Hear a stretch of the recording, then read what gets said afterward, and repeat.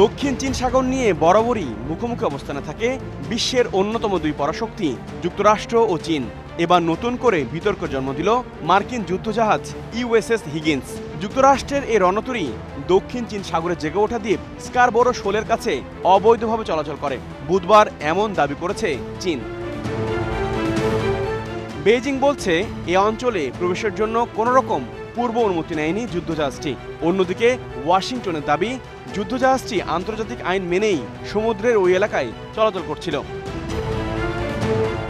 সম্প্রতি ঠিক একই জলসীমায় চলাচল করা ফিলিপাইনের একটি জাহাজও তাড়া করেছিল চীন, ফলে বিবদমান ওই এলাকা ছাড়ে জাহাজটি।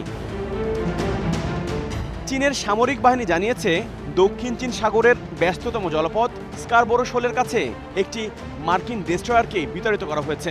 আর তথ্য বলছে, এটি গেল ৬ বছরের মধ্যে প্রথম কোনো মার্কিন যুদ্ধজাহাজ এই অঞ্চলে প্রবেশ করে।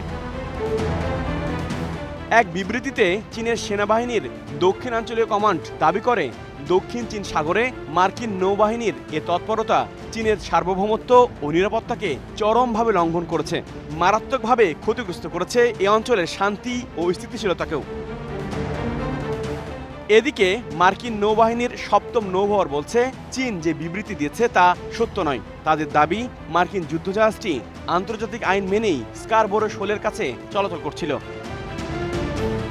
স্কারবোরো শোল হলো ত্রিকোণাকৃতির এমন এক জায়গা যেটি চীন এবং ফিলিপাইন দুই দেশই তাদের ভূখণ্ডের অংশ হিসেবে দাবি করে আসছে। এই বিতর্কের মাঝে এবার যোগ দিল যুক্তরাষ্ট্র। আর রফি, স্টার নিউজ।